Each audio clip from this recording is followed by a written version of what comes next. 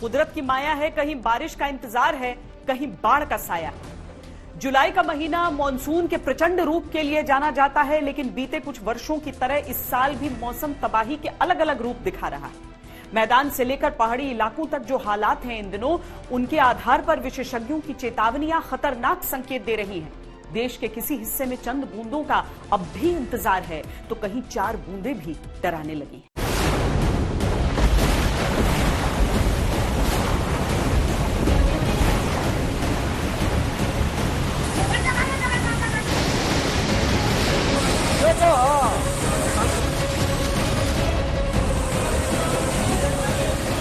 Monsoon का महीना तबाही की तस्वीरों का ऐसा एल्बम बनता जा रहा है जिसमें बाढ़ के सैलाब में तिनके से जिंदगी बह रही है।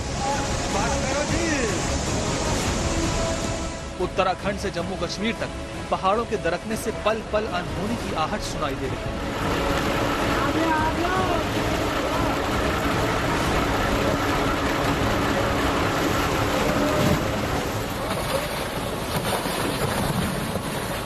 मैदानों में समंदर जैसे हालात हैं और रोज न जाने कितने लोगों के जीवन की कश्ती इसमें डूब रही है। देश के न जाने कितने ही राज्य इस कदर जल समाधि की मुद्रा में कि एक एक जीवन को बचाने के लिए जान जोखिम में डाली जा रही है। कहीं बाढ़ के प्रकोप से पूरे के पूरे गांव पर मिट जाने का खतरा मंडरा रहा है।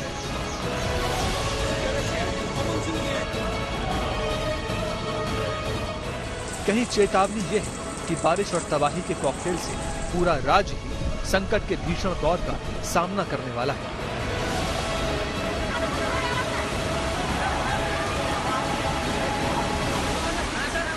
जो नदियों का जल स्तर है, मैं समझता हूँ जो काफी बढ़ जाएगा, तो वो भी वार्निंग लेवल पे आने वाला है और डेंजर लेवल तक भी कहीं कहीं पे हो सकता है वो क्रॉस करेगा। इसके साथ साथ जब कंटिन्यूटी में बारिश रहेंगी तो जो लैंडस्लाइड है वो बढ़ता है।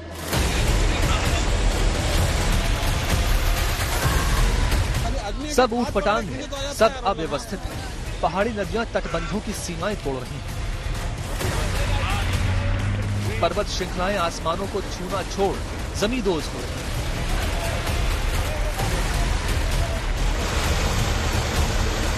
देश के कई राज्यों में मकान पानी में तैर रहे हैं और राजस्थान के रेगिस्तान में इटली के वेनिस जैसा मंजर है।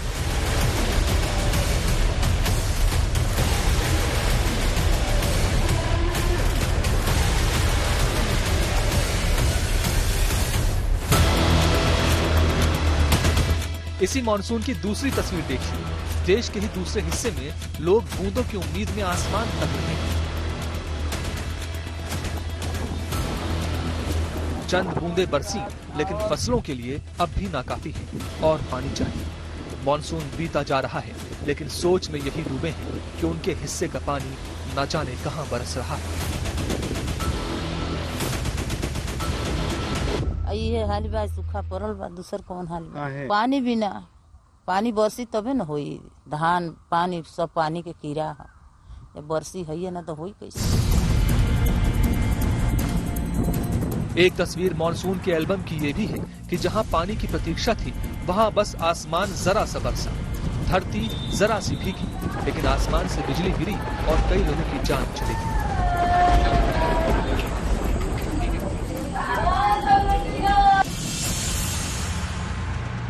देश के बाहर दुनिया भी मौसम के बदले रंग से परेशान है। भारत समेत एशिया बाढ़ से परेशान है, तो यूरोपीय देशों में आसमान से आग बरस रही है।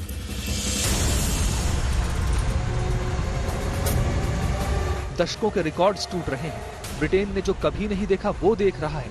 गर्मी ने जलाशय ऐसे सुखाए हैं कि 400 साल तक डूबे रहने वाले पुराने गांवों के अवशेष दिखाई देने लगे।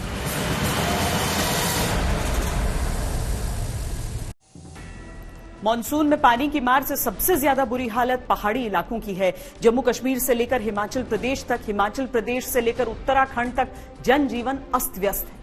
पहाड़ दरक रहे हैं, जमीन खिसक रही है, घरों का कोई ठिकाना नहीं, किसी किसी गांव का तो वजूद तक खतरे में है।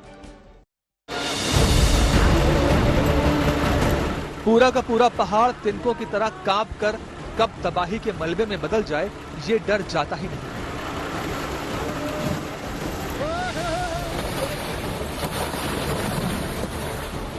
कब पैरों के नीचे से पूरी की पूरी सड़क गायब हो जाए पता नहीं।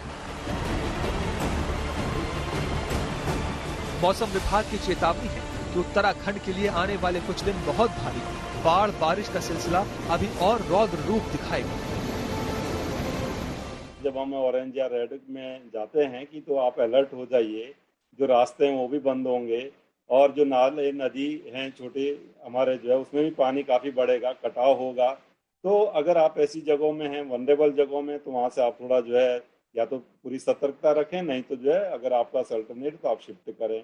आवागमन इस दौरान जो है कम से कम करें, क्योंकि जो एक्टिविटी वो बढ़ने वाली है। तो कहीं ना कहीं जो पहाड़ों में आप आते जाते हैं, आवागमन करते हैं, तो वहाँ तो बड़ी दिक्कत है कि कभी रोड बंद है, कभी आपको बोल्डर्स गिर रहा है, आपकी गाड़ी पे आगे गिर जा रहा है, तो उसमें तो बहुत नुकसान होता है। आप देखेंगे कि जब आपको रेनी सीजन नहीं है तो कोई जो एक्सीडेंट्स है या इस तरह की चीज नहीं मिलती है, लेकिन जब रेनफॉल एक्टिविटी शुरू हो जाती है तो जो हमारे पहाड़ी क्षेत्र हैं वो काफ़ी उस चीज़ के लिए फेवरेबल हो जाते हैं कि लैंडस्लाइड हो जाए या फिर जो है बोल्डर्स गिरना वगैरह, और उसमें कहीं ना कहीं लोग जब मूवमेंट अगर ज़्यादा रखेंगे तो बिल्कुल चपेट में आते हैं। उत्तराखंड के 13 में से 9 जिलों में भारी बारिश की चेतावनी है। टिहरी, पौड़ी, उत्तरकाशी के नागरिकों से अतिरिक्त सावधानी बरतने का आग्रह किया गया है।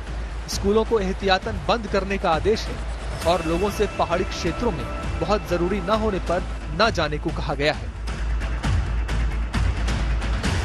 बागेश्वर के गांव कपकोट के लोग इस डर से रात को चैन की नींद नहीं सोते, क्योंकि हाल ही में हुए लैंडस्लाइड ने पूरे के पूरे गांव का वजूद को ही खतरे में डाल दिया है। मेरा घर है और जब यहाँ पर बारिश हुई 12 तारीख को, तो रात में बारिश हो रही है, मेरा घर के अंदर पानी आ रहा है नीचे गोट में, वहाँ गाय भी बच्ची भी हैं, वहाँ पूरा गोट पानी से बच जा रहा है। और रात को बारिश हो रही है ज्यादा, यहाँ पर पूरा स्लाइड आ रहा है।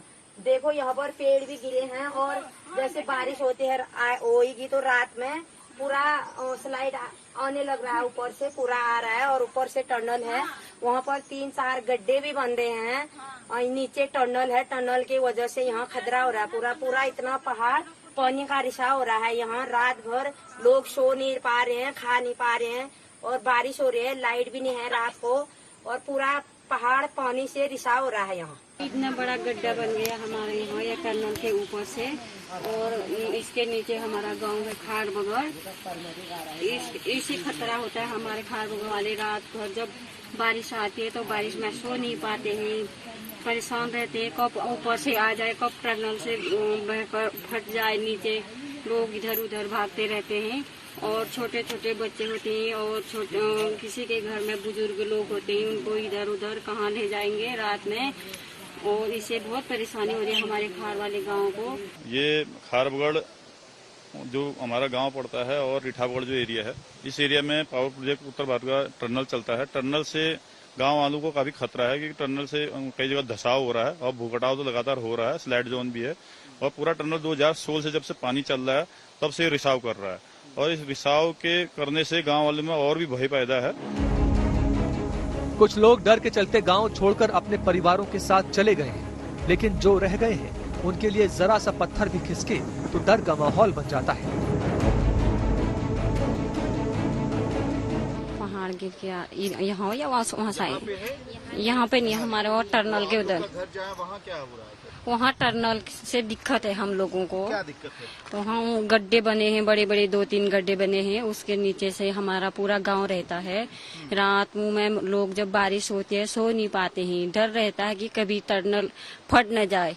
हम इधर उधर कहाँ भागेंगे, रात में कहाँ जाएंगे, हमारे छोटे छोटे बच्चे हैं, उनको लेकर हम कहाँ जाएंगे। वही तो जाएंगे, अब डर तो रहती है, पता नहीं अब वही भगवान है मालिक, जो कुछ भी होगा करके जाते हैं। बच्चे तो पालने हुए हमने, क्या करें। 9-10 फीट गैल तो हुआ है, वो पता नहीं अब कितना गहरा है, ना जाने नीचे कहाँ तक है। वो हमारी वो वहाँ पर है, ठीक टनल के ऊपर ही है वो। हम टनल के ऊपर वो है गड्ढा, फिर नीचे से हमारा गांव है, फिर नीचे से नदी, फिर इधर उधर भागने का ही रास्ता नहीं है हमारा। कभी भी टनल फंस सकता है और इधर उधर से भागने की भी जगह नहीं है। नीचे नदी है, इधर उधर स्लाइड है, हर जगह छोटे बच्चे हैं, कहाँ जाएंगे, इसी डर होती है। टनल स्लाइड आ रही है, ये बार बार ये टनल की वजह से हर जगह स्लाइड है। हमारा रात दिन जीना मुश्किल हो रहा है, सो नहीं पा रहे हैं।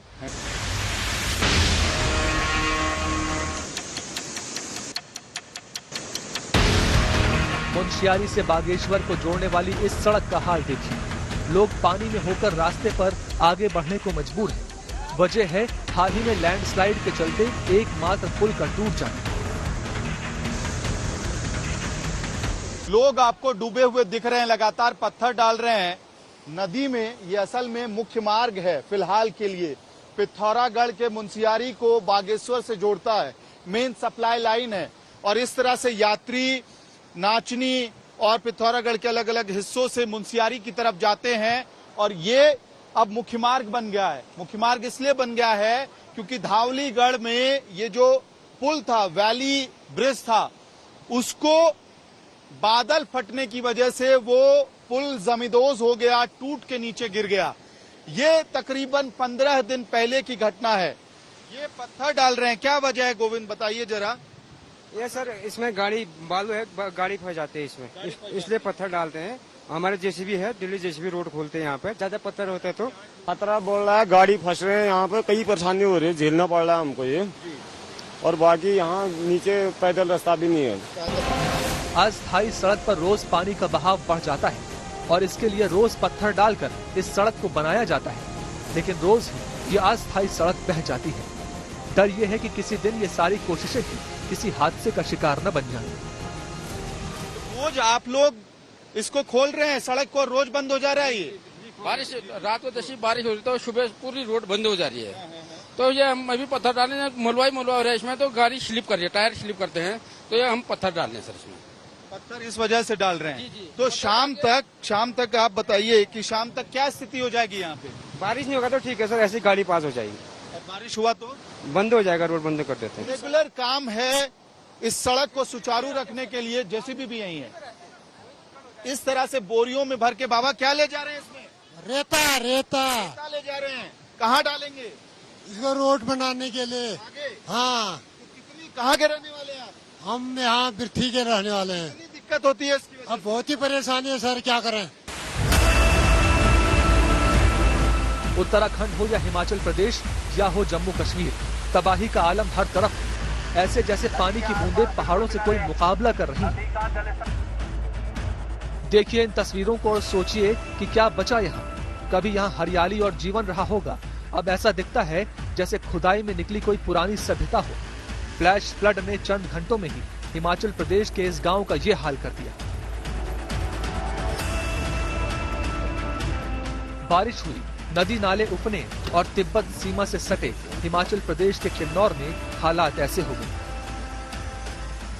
यहाँ बादल फटा था, उसके बाद चट्टानें पानी के साथ बहती हुई आई, पहाड़ी मलबा आया और घरों में रखे सामान को मलबे में बदल दिया।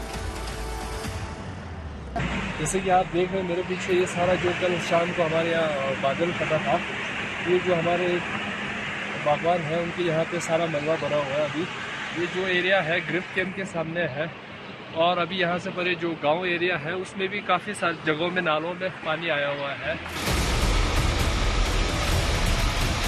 नदी नाले उफान पर चंबा जिले की बलोट पंचायत में लोग अपनी जान जोखिम में डालकर इन नालों को पार करने पर मजबूर हैं।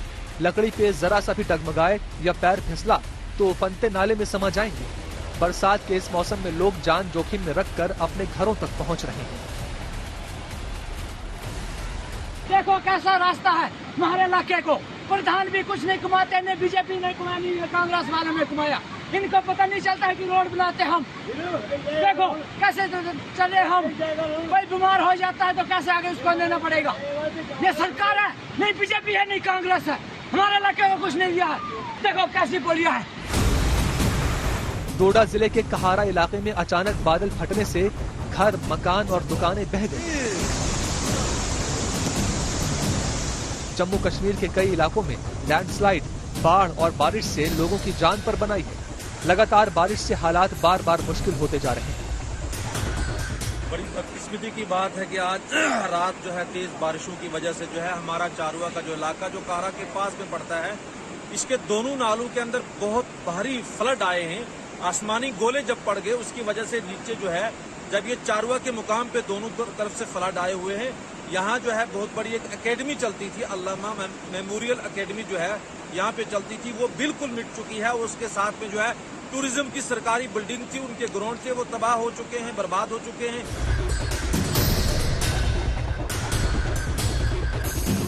पुंछ इलाके के इन लोगों के लिए भारतीय सेना वरदान बनकर आई है।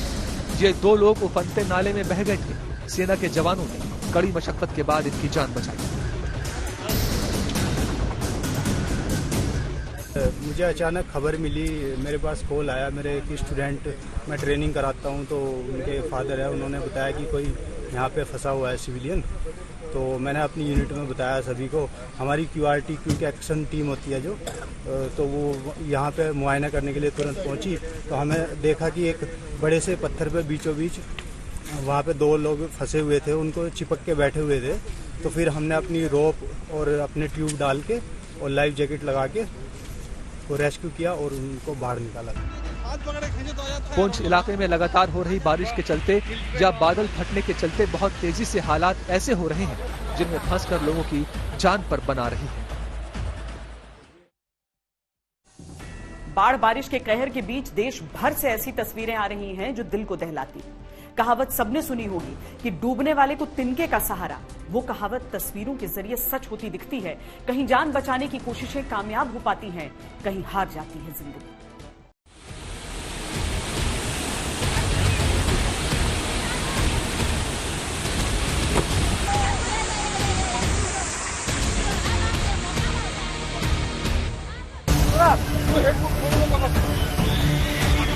ये वीडियो बुल्ढाना जिले के मलकापुर तहसील के काले गांव का है। वीडियो में दिखाई दे रहा है कि मां अपने 8 महीने के बच्चे को लेकर टायर के ट्यूब से बनाई गई डोंगी में बैठी है। बच्चा रो रहा है और उसके सिर पर पट्टी बंधी है। बच्चा बहुत बीमार है। गांव के 2 व्यक्ति और बच्चे का पिता जान जोखिम में डालकर ट्यूब को बहते पानी से ले जा रहे हैं, क्योंकि और कोई रास्ता बचा नहीं। तात्पुरती नाव की व्यवस्था की थी। इसके बाद में गांवकरियों से हुई चर्चा के बाद में एक परमानेंट नाव की व्यवस्था यहाँ गांव में करने वाले, या ये गांव को कनेक्ट करने वाला जो पुल है उसका भी गवर्नमेंट ने मंजूरी दिया हुआ है। बस टेंडर प्रोसेस में वो होने के बाद फ्यूचर में भी ये दिक्कत नहीं आएगी। काले गांव में प्राथमिक स्वास्थ्य केंद्र नहीं है। बच्चे के झूले में से गिर जाने के कारण सिर में चोट आई है। गांव को जोड़ने वाले पुल पर से पूर्णा नदी का पानी ओवरफ्लो होने के कारण रास्ता बंद है।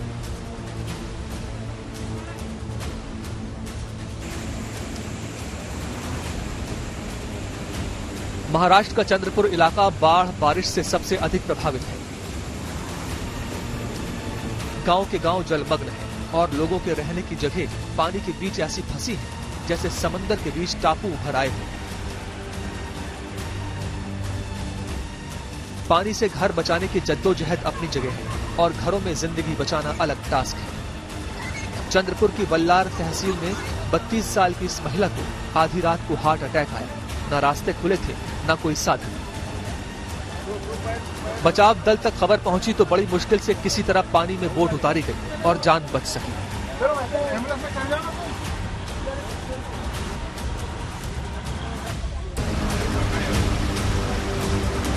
बनासकांठा के दांता के पास मवेशियों को चराने निकला तराल अचानक नदी में पानी बढ़ने से फंस गया। पानी को देखकर लग रहा था कि इसका बचना मुश्किल होगा।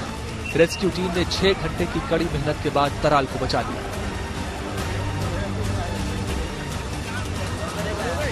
खरगोन थाना क्षेत्र के राजपुरा में छोटी नदी के किनारे 40 साल का कन्या भास्कर गांव की ही किराना दुकान से किराना सामान लेने गया था।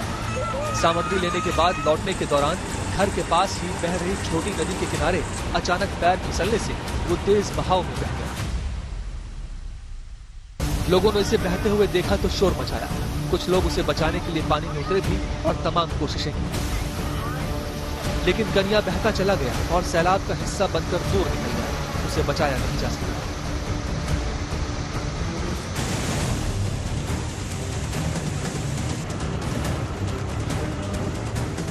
उत्तरकाशी जिले में बारिश से हालात खराब होने लगे।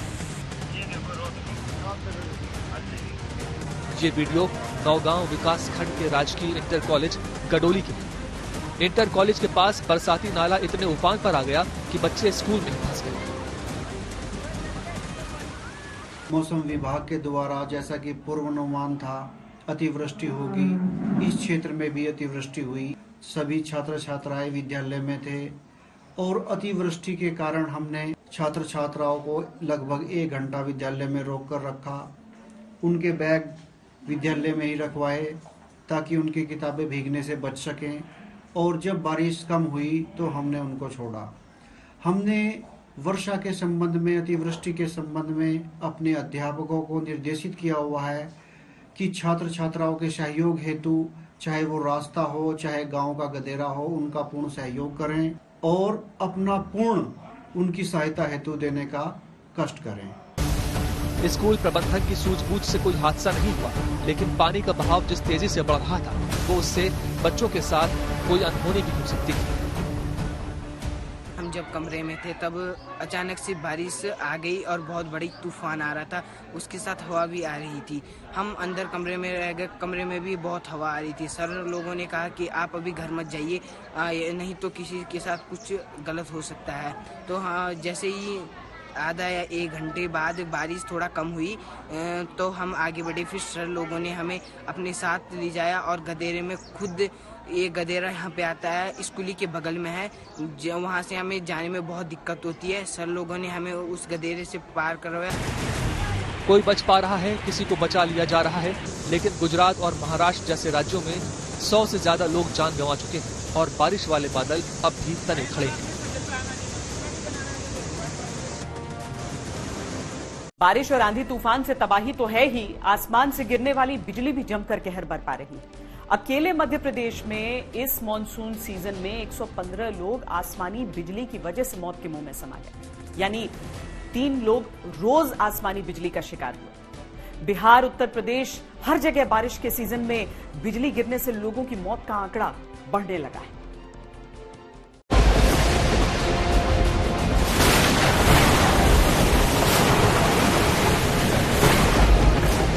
बिहार में बिजली गिरने से हाहाकार। 22 जुलाई गोपालगंज 2 लोगों की मौत, 21 जुलाई छपरा 4 लोगों की मौत, 1 जुलाई नालंदा, बांका, मधुबनी में 5 लोगों की मौत, 29 जून अलग अलग जिलों में 16 लोगों की मौत। यूपी में आकाशीय बिजली से मौतें, 21 जुलाई बांदा 4 लोगों की मौत, 21 जुलाई फतेहपुर 2 लोगों की मौत, 21 जुलाई बलरामपुर, चंदौली, बुलंदशहर, रायबरेली, अमेठी, कौशाम्बी, सुल्तानपुर, चित्रकूट 1-1 लोगों की मौत। मौसम के मिजाज में बदलाव के चलते बिजली गिरने की घटनाओं में अब तेजी आने लगी है। आइए आपको बताते हैं कि बिजली गिरती क्यों है। वायुमंडल में तेज गति से भारी मात्रा में बिजली के डिस्चार्ज को ही बिजली गिरना कहा जाता है। बिजली के इस डिस्चार्ज में से कुछ मात्रा धरती पर भी गिरती है। ये आकाशीय बिजली नमी से भरे हुए 10-12 किलोमीटर ऊंचे बादलों में पैदा होती है। इन बादलों का आधार धरती से 1-2 किलोमीटर ऊपर होता है, जबकि उनका शीर्ष 12 से 13 किलोमीटर ऊपर होता है। बादलों के शीर्ष भाग में तापमान 0 से 35 से 45 डिग्री सेल्सियस नीचे होता है। जैसे जैसे बादलों में जमा वाष्प ऊपर की ओर उठता है, वो जमने लगता है। बादलों में और ऊपर जाने पर पानी की ये जमी हुई बूंदें क्रिस्टल में तब्दील होने लगती हैं। इसी तरह ऊपर जाते जाते पानी के ये क्रिस्टल आकार में इतने बड़े हो जाते हैं कि गिरने लगते हैं। इससे इनमें आपस में टकराव भी होता है, जिसके फलस्वरूप इलेक्ट्रॉन्स पैदा होते हैं। ये क्रम लगातार चलता रहता है और इलेक्ट्रॉन्स की संख्या भी बढ़ती रहती है। इस प्रक्रिया में बादलों के शीर्ष भाग में पॉजिटिव और मध्य भाग में नेगेटिव चार्ज पैदा होता है। अगर तेज बारिश के दौरान कोई बिजली के उपकरण के पास होता है या मोबाइल पर बात कर रहा होता है या पानी की जगहों पर होता है तो आकाशीय बिजली का शिकार हो सकता है। बाइक के मुकाबले कार में व्यक्ति सुरक्षित रहता है। आसमान से गिरती राहत की बूंदें अगर कई राज्यों में आफत बनती जा रही हैं, तो कई राज्यों के कई इलाके ऐसे भी हैं जहां पानी की एक एक बूंद के लिए लोग तरस रहे हैं। दुआ प्रार्थना से लेकर टोना टोटका तक सब कुछ हो रहा है। दूल्हा है मेंढक, दुल्हन है मेंढकी, बाराती है गोरखपुर के लोग। न किसी रीति में कमी, न किसी रिवाज में ढील। पंडित जी हैं, परिवारजन है, मंत्रोच्चारण है, खुशियां हैं।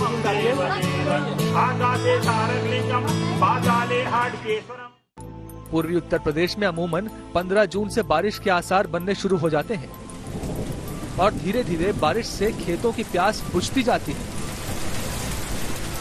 लेकिन इस बार जब आधी से ज्यादा जुलाई भी बीत गया तो लोगों को मुश्किलें होने लगी।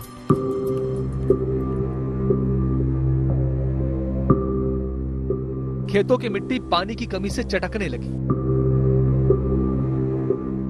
ट्यूबवेल से कहां तक पानी खींचा जाए। सुन रखा होगा कहानियों में कि मेंढक मेंढकी की शादी हो तो बारिश होती है। गोरखपुर के लोगों ने फिर यही किया।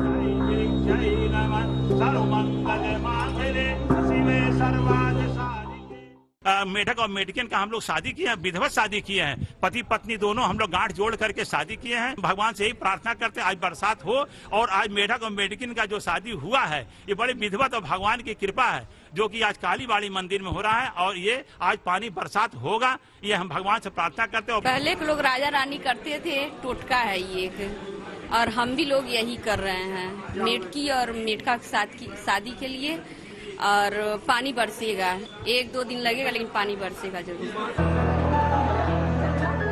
बाकायदा लड़के वाले मेंढक की तरफ से जुटे, कायदे से लड़की वाले भी मेंढकी की तरफ से आए। सारी रस्में हुई और आंखें लग गईं फिर आसमान की तरफ। हालांकि मानसून ने अपने आखिरी चरण की ओर जाते जाते यूपी के कुछ उन इलाकों में बारिश की बूंदें बरसाई। लोगों को राहत भी मिली, लेकिन ये जरूरत से अभी काफी कम है। बहुत अच्छा है। इसमें बारिश हो रहा है, कल से जो शुरुआत हुआ है बहुत अच्छा हो रहा है। हम किसानों के लिए तो अमृत बरस रहा है, अमृत। इतना तगड़ा धूप था कि 8 बजे के बाद घर से निकलना दुश्वार हो गया था। हम लोग खेत में जा कर के कुछ नहीं कर पा रहे थे गर्मी के माले। गर्मियों में जो टेम्परेचर हाई था, बहुत ज्यादा टेम्परेचर होने के नाते फल मर जा रहे थे, तो उससे अब हम लोगों को किसानों को फायदा ही फायदा है। ये देवरिया के किसान हैं। पानी बरसने के दिन बीत गए लेकिन आसमान से राहत नहीं बरसी। फसलों को भगवान भरोसे छोड़ने के लिए मजबूर हैं। 2 बीघा रोपे हैं धान और सूखा से सब ग्रसित है। बारिश नहीं हो रहा है। हम लोग पहले का जो खर्चा लगा दिए हैं, जुताई में, कोड़ाई में, खाद में डाले हैं और सब डालकर बैठे हैं। बारिश नहीं हो रहा है, दरारें पड़ गई है जमीन में और इसमें हम लोग काफी परेशान हैं। सिंचाई करने के लिए जितने भी साधन अपनाए वो पूरे नहीं पड़ रहे क्योंकि पानी की भारी किल्लत है। मौसम विभाग ने उम्मीद जताई है कि पूर्वी और पश्चिमी उत्तर प्रदेश के कई इलाके जो अभी तक बारिश की कमी से जूझ रहे थे, वहां बारिश के आसार बन रहे हैं। कुछ शुरुआत तो हो चुकी है, कुछ अभी बाकी है। जो तराई इलाका है आज भी हम लोग दिए हैं, जैसे पंजाब हरियाणा उत्तर प्रदेश का, पर्टिकुलर पश्चिम उत्तर प्रदेश, पंतनगर से लेकर के जो अमृतसर तक, और दिल्ली में भी क्लाउड अभी ड्रिफ्ट हो रहा है। तो अभी ये स्पेल थोड़ा रहेगा, पर्टिकुलरली दिल्ली में तापमान भी कम होगा, फिर इम्प्रूव होगा रेन। उत्तर प्रदेश की ही तरह बिहार के कई इलाके अगर बारिश से डूब रहे हैं तो कई इलाके सूखे की ओर बढ़ चले हैं। कम बारिश होने के कारण राज्य भर में करीब 20% ही धान की रोपनी हो पाई। कई जिलों में तो धान डालने तक लायक भी बारिश नहीं हुई। आंकड़ों के अनुसार राज्य में अब तक 263 मिलीमीटर बारिश होनी चाहिए थी, लेकिन 9 जुलाई तक 191.7 मिलीमीटर ही बारिश हुई। बताया जा रहा है कि राज्य के 20 से 22 जिले ऐसे हैं जहां सामान्य से 40% या उससे भी कम बारिश हुई। बारिश अच्छी हो इसके लिए बिहार में भी लोग दुआएं कर रहे हैं और साथ में निभा रहे हैं अपने पारंपरिक रीति रिवाज भी। ये तस्वीरें हाजीपुर की हैं। हाजीपुर में वर्षा के लिए हवन यज्ञ किया गया। किसान वर्षा मंत्र का जाप और भजन कर भगवान इंद्र को मनाने में जुट गए। जुलाई आधा बीत जाने के बावजूद खेती के लायक बरसात नहीं हो पाई है। किसान परेशान हैं। भगवानपुर में किसानों ने वर्षा के लिए 24 घंटे का यज्ञ किया और मानसून को मनाने के लिए पूजा अर्चना की। तो हम लोग किसान परिवार के लोग हैं, तो पूजा कर रहे हैं, इंद्र भगवान के लिए पूजा कर रहे हैं कि हे भगवान, ये सुखाड़ खत्म हो, वर्षा को लाने के लिए, सुखाड़ को खत्म करने के लिए आज हवन जग कर रहे हैं। जब तक पानी नहीं होगा ये जग चलता रहेगा।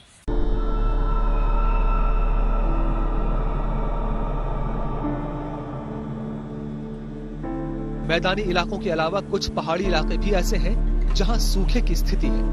मणिपुर के इम्फाल में पहले तो खूब बारिश हुई, जगह जगह लैंडस्लाइड हुई, लेकिन फिर जैसे बारिश रूठ गई। अब जब फसलों की बुवाई का समय है तो सूखे के हालात हैं। पश्चिम बंगाल के गंगा के मैदानी क्षेत्रों में 45% कम बारिश हुई। लोग फसल ही नहीं बो पाए। झारखंड में 49% बारिश में कमी आई और कई जिले सूखाग्रस्त हो चुके हैं।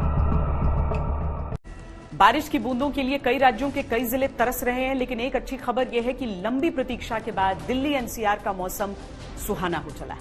हालांकि मानसून की असली बारिश का इंतजार दिल्ली और एनसीआर को अब भी है।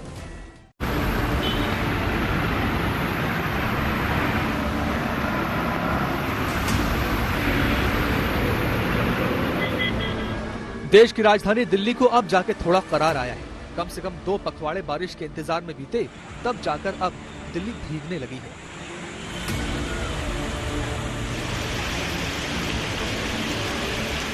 दिल्ली में मानसून ने पहली दस्तक 30 जून को ही दे दी थी। तब लगा था कि बारिश सामान्य तरीके से आती रहेगी और इस साल दिल्ली को पानी भरे बादलों का ज्यादा इंतजार नहीं करना पड़ेगा। लेकिन उसके बाद से जैसे दिल्ली से मानसून रूठ ही गया था। उमस और भयंकर गर्मी ने दिल्ली का बुरा हाल कर दिया था।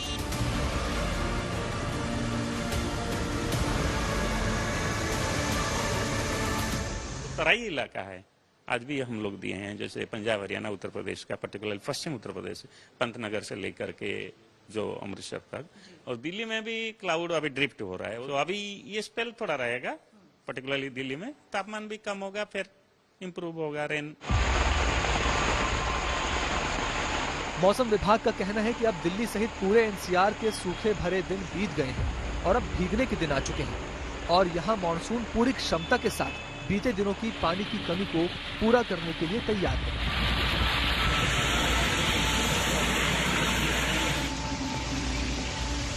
ये तस्वीरें नोएडा की। दिल्ली से लगा नोएडा भी बीते कई दिनों से प्रचंड गर्मी की मार से बेहाल था। मानसून जब पलट कर आया तो पहली ही बारिश में नोएडा को पानी की अच्छी सौगात दे गए।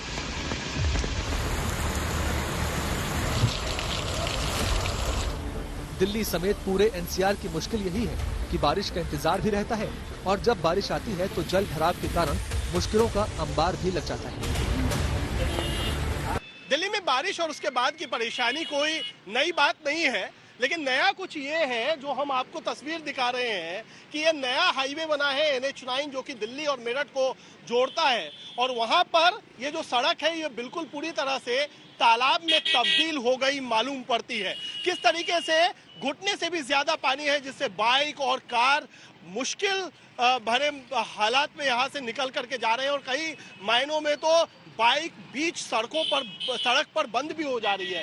ये तस्वीर हम दिखाएं और जो स्थिति है दूसरी तरफ भी हम आपको दिखाएंगे कि किस तरीके से एक जो ऑटो है वो बीच पानी में बीच जो ये जल भराव है, सड़क कहें तालाब कहें आप इसको जो चाहे कह लें, लेकिन जो मुश्किलें बढ़ा रहा है वो लोगों की बढ़ा रहा है। बीच सड़क पर गाड़ियां बंद हो जा रही हैं और ये महज कुछ मिनट की बारिश हुई है दिल्ली में, उसके बाद की तस्वीर है, उसके बाद ये हालात पैदा हो गए हैं। तो समझिए कि अगर ये घंटों बरस जाए बादल तो दिल्ली में क्या हालत होगी। इसके लिए जिम्मेदार निश्चित तौर पर जो सड़कों को बनाने वाली अथॉरिटी है, जिसने यहाँ पर ठीक से जो ड्रेनेज सिस्टम बनना चाहिए था उसका इंतजाम नहीं किया, और दूसरा जो साफ सफाई का दावा किया जाता है दिल्ली की अलग अलग एजेंसियों से, वो कहीं ना कहीं गायब है। पानी का निकास होना चाहिए। अब देखो हम तो इतनी दूर से कुरियर लेके आए हैं, अब बताओ ना इधर जाने के ना उधर जाने के, तो 50 रुपए की दहाड़ी बनाते उससे ज्यादा की तो बाइक खराब हो गई हमारी।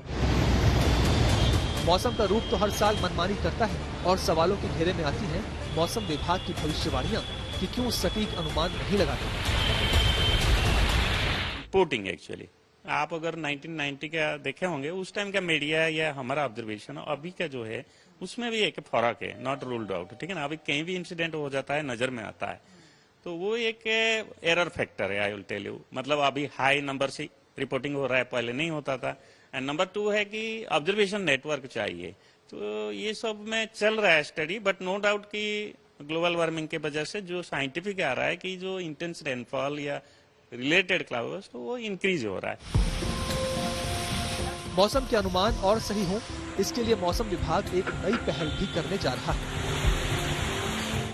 IMD की योजना 5 किलोमीटर तक की ऊंचाई का डेटा इकट्ठा करने के लिए ड्रोन को इस्तेमाल करने की है। सेंसर से लैस ड्रोन मौसम की जानकारी और अधिक सटीक जमा करने में सक्षम होंगे। अभी दिन में 2 बार करीब 55 स्थानों से मौसम विभाग गुब्बारों के माध्यम से सेंसर भेजकर जानकारी इकट्ठा करता है। गुब्बारे की उड़ान 2 घंटे की होती है, जबकि ड्रोन से 40 मिनट में जानकारी मिल सकने की उम्मीद जताई जा रही है।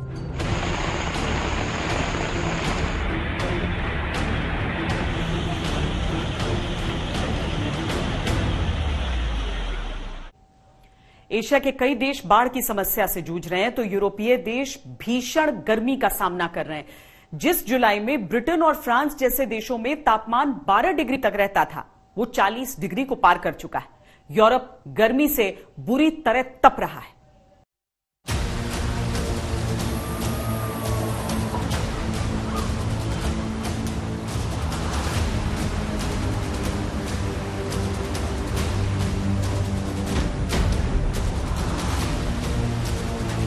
लंदन में गर्मी 40 डिग्री को पार कर चुकी है। इंजीनियर्स को करीब 135 साल पुराना लंदन ब्रिज सिल्वर फॉयल से कवर करना पड़ा है। लंदन ब्रिज में चेन को 13 डिग्री तक तापमान रखने के लिए टेम्परेचर कंट्रोल सिस्टम है। 18 डिग्री तक तापमान हो तो ब्रिज के गेट बंद कर दिए जाते हैं। इस बार गर्मी की भीषणता के चलते पुल को ढकना पड़ा। हैमरस्मिथ के पास विक्टोरिया ब्रिज है जिसे फॉइल में लपेट दिया गया है ताकि लोग उसका इस्तेमाल कर सकें। उसे गर्म मौसम के चलते उस पर आघात नहीं पहुंचे, वो खराब ना हो। ये पहली मर्तबा है कि इस तरह का मौसम यहाँ लंदन में है और ये सीधा इसका ताल्लुक क्लाइमेट चेंज की बहस से है।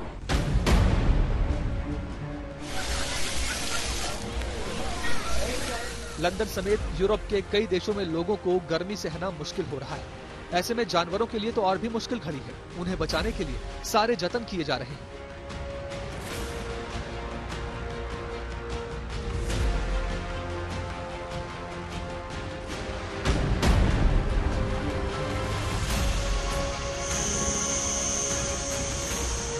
स्पेन, पुर्तगाल और फ्रांस के कई जंगलों में भीषण आग लगी हुई है, जिसके चलते पश्चिमी यूरोप में तापमान और भी अधिक बढ़ता जा रहा है। सबसे अधिक जीव जंगल का नुकसान स्पेन में हो रहा है। यहाँ अब तक बारिश होती थी और मौसम सामान्य बना रहता था। इस बार बारिश नहीं हुई और सब कुछ असामान्य है।